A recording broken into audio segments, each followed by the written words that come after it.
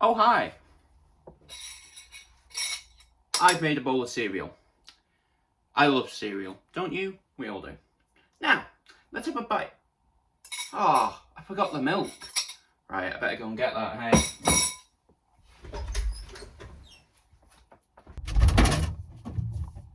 Oh, damn it, we're out of milk. Mara, I'm off to go and grab some milk. Oh, that's great. I was just going to go out. We can go together. Oh, okay.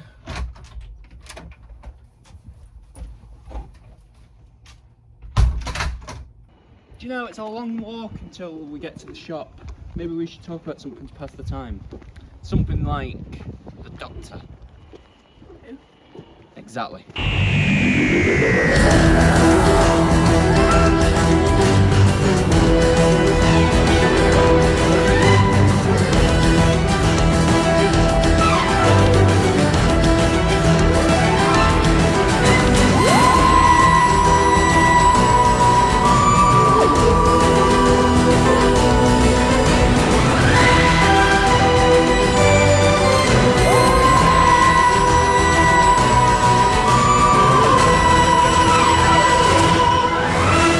So in 2022, Jodie Whittaker was due to leave the role as the Doctor, and in October of that year, her final episode aired. The episode itself is irrelevant, but the final scene showed the newest Doctor. David Tennant. Oh yeah, he's back.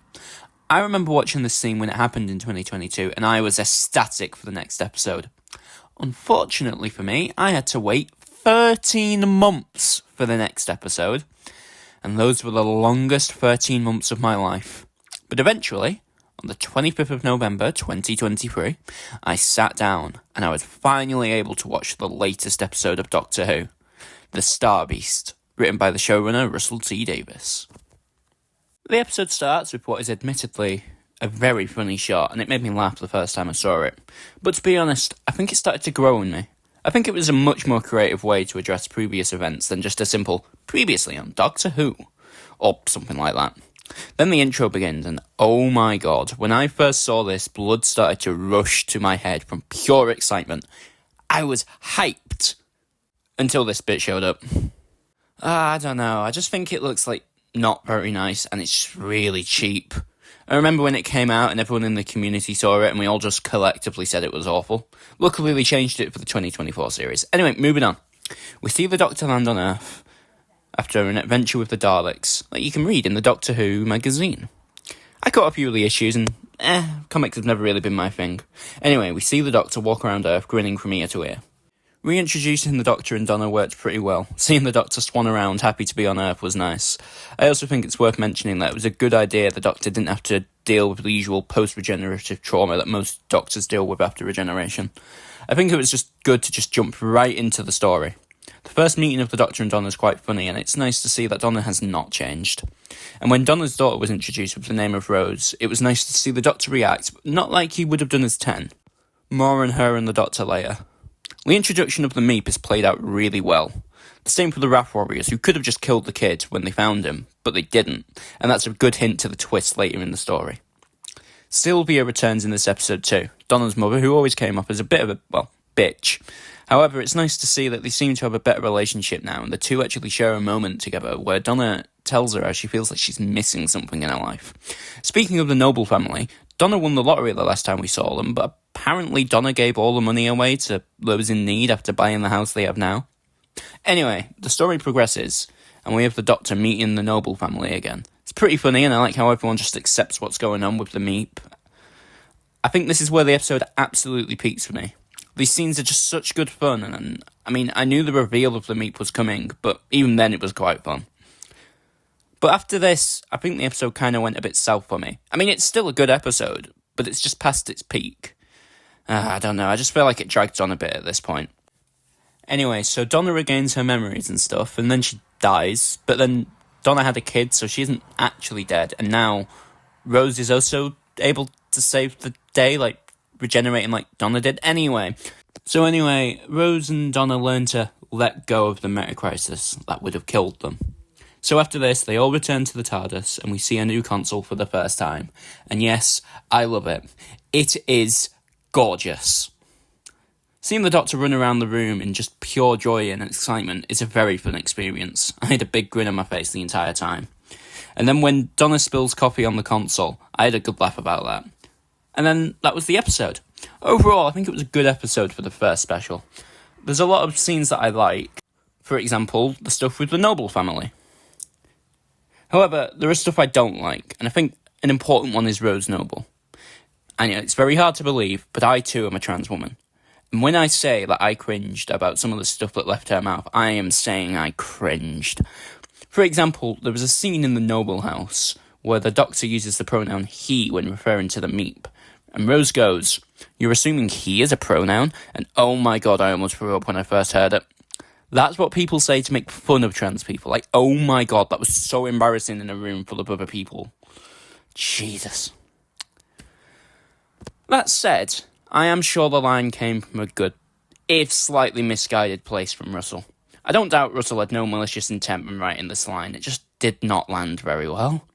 I do love that my favourite show has actual trans representation now though, and it does seem like Rose will be returning to the show in the future, so that is something to look forward to. However, what I don't appreciate is the inclusion of Rose's dead name in the episode, as it just gives ammo for the transphobes to use against the character. Anyway, I don't want to go too much into this, and I try to stay out of politics best I can. So little rant over. Overall, I'd give this episode a 7 out of 10. Mara? Yeah? I think we might be a bit lost. Oh yeah, I can see that considering following a thing. Yeah, but the good news is, I know these fields. I got shot just there, do you remember? You were a Connect. Anyway, how hard can it be? Trust me, we're not lost. We can get out of here.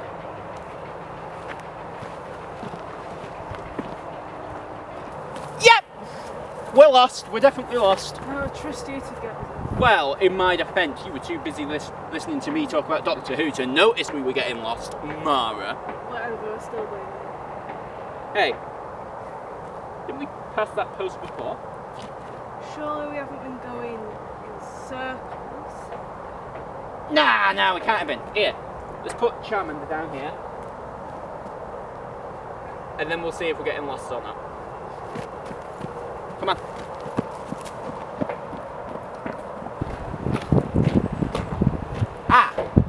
Okay, Mara, you go that way, I'll go this way. No, in fact, you go that way, I'll go that way. Well, we're not going in circles. We're going in a loop. Yeah, seems to be like some infinite field or something. Anyway, we better rest if we're going to be stuck here. Let's talk about more Doctor Who. 1 week later, and the next episode came out, Wild Blue Yonder. Now, going into this, I wasn't sure what to think. They'd been deliberately secretive with what they were revealing about this episode, so I didn't know anything about the episode going into it. So going in, we pick up where we left off. The TARDIS crashes into a tree that happens to be the tree that Isaac Newton was sat under. The Doctor and Donna make some kind of pun, and then they fly off again, leaving Isaac Newton all on his own, and it changes the word gravity to mavity. The TARDIS soon lands on some space station after the title sequence, and the Doctor convinces Donna to go and explore while the TARDIS repairs itself. So the two do that, and then they see a robot, but suddenly the TARDIS disappears, and the Doctor mentions that the TARDIS has a thing called HADS, meaning that there is some hostile action in the space station, and that means that they both have to go and stop the hostile action to bring the TARDIS back. So they go and check out the ship, and they split up to try and reactivate it.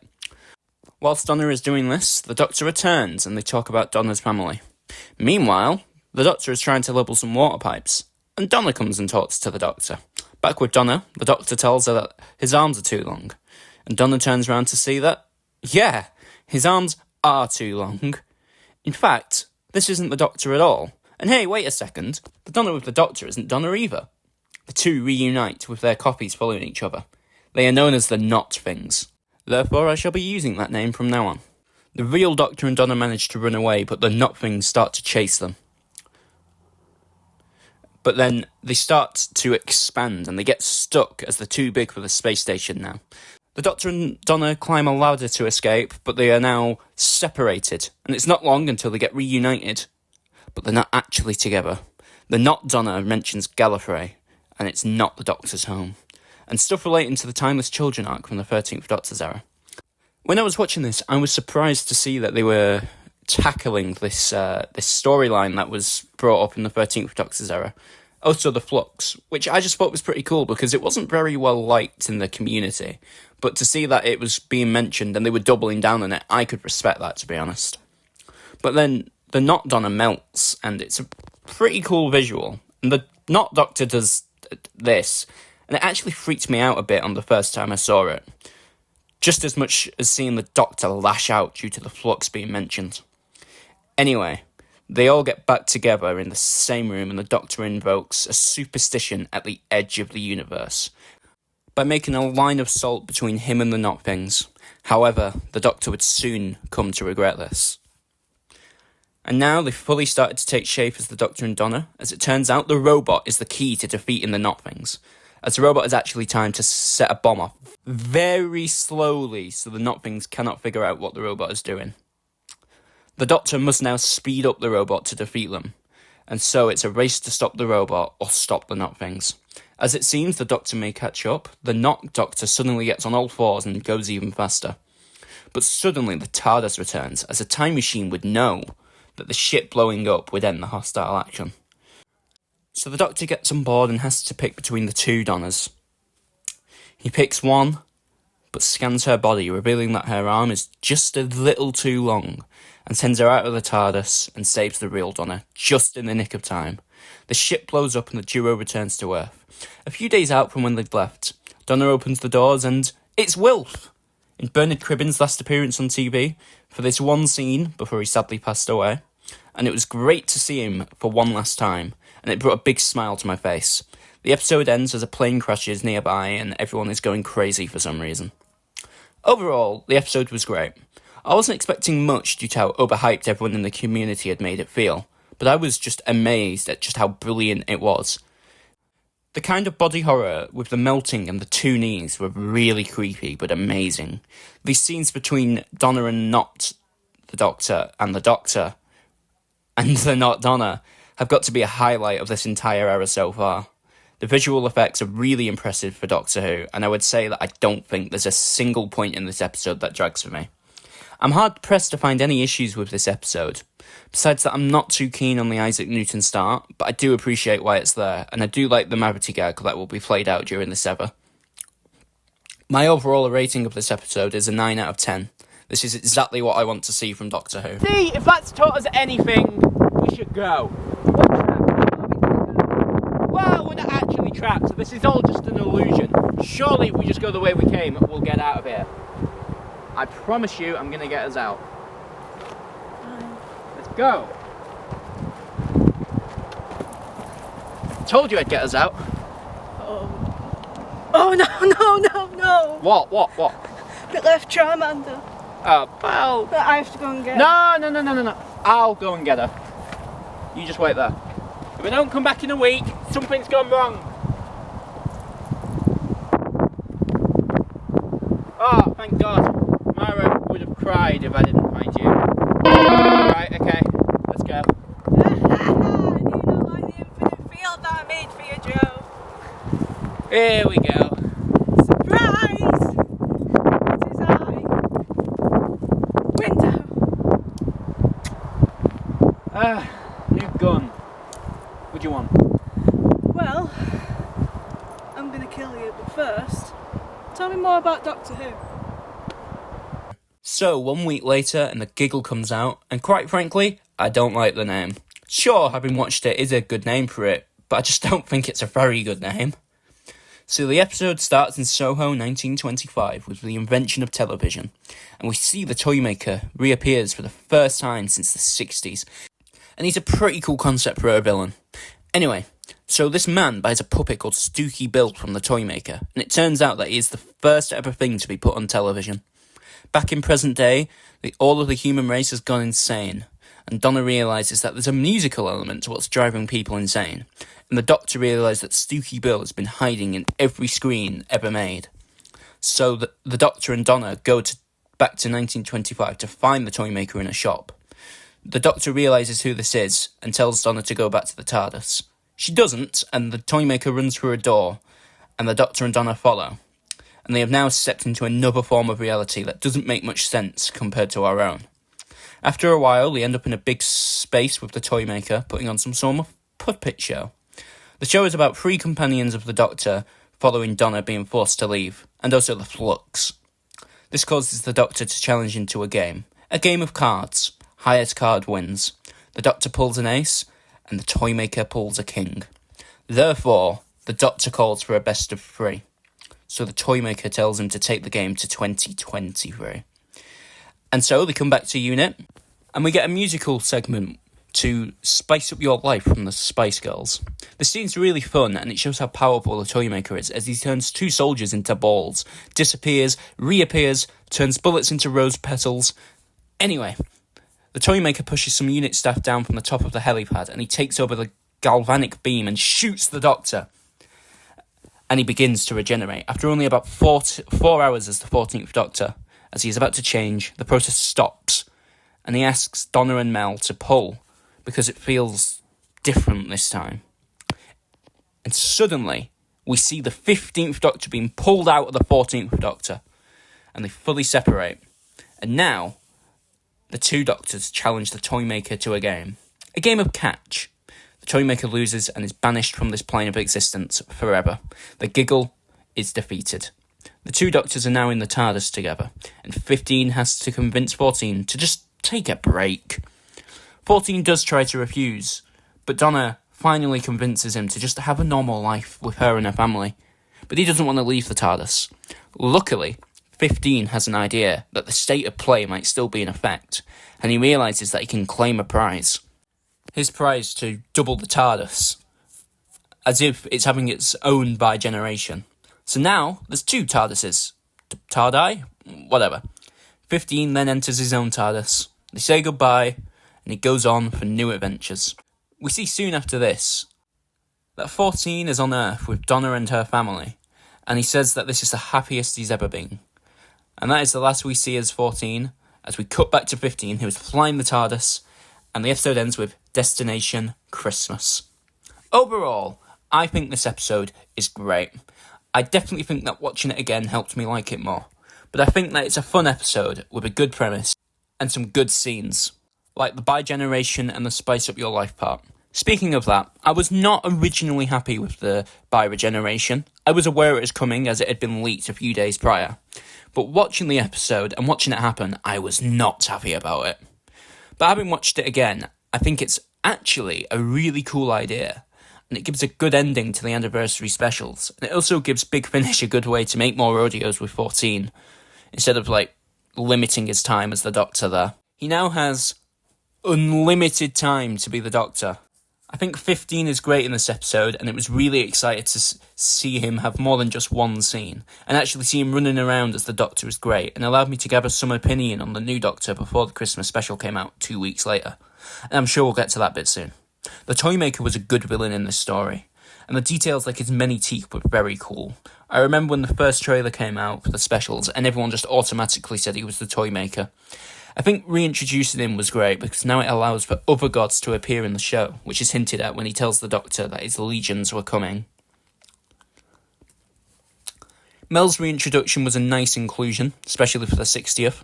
I've seen every Mel story in the classic series, and I was never her biggest fan. I didn't dislike her, but But now in the new series, I think she's a lot better than she used to be, instead of someone who just likes fitness and just screams the entire time. One thing I hope for is perhaps a Mel origin story, as it would be nice to know how the Doctor and Mel met, as in the classic series she just appeared due to the nature of the story that she was in at the time. I do have some issues with the episode. The game of catch, there's not really much to write home about it, to be honest. It's kind of just a bunch of shots of them catching and throwing a ball. And it's not really that big of a deal for the climax of the 60th anniversary specials. I also didn't really like the Destination Christmas ending, and I would have just preferred that it goes straight to the credits, as that's much more fun for me personally. Overall, I'd give this episode a 7 out of 10. Well, right, window, let's just talk about this, okay? What's there to talk about? I have a gun and I want you dead. It's simple if you ask me. Yeah, but, kill me. Oh, whoa, I'm not having you dead. There's something much more.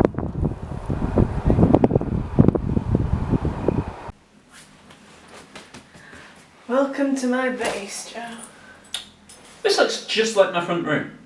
Oh yes, of course. Well, I did model it after your front room. I quite like the couch. Right. Why did you bring me here? Oh, well, just look outside, I guess.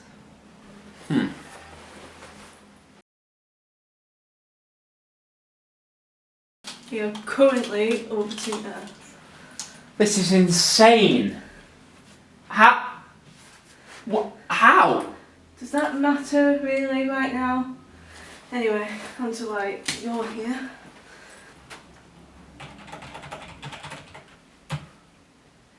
Have you ever heard of the chance of death theory? No. Of course you wouldn't. My friend made it. It says that everything has a chance of death. For example, crossing the road, eating an apple, or, for example, if I press this enter key. And where does the chance of death come into that? Oh well. Well see, if I press this enter key, this base of mine will plummet to Earth, killing not just you, but the entirety of the United Kingdom. So, let's test this theory, shall we? No! Bye-bye, Joe.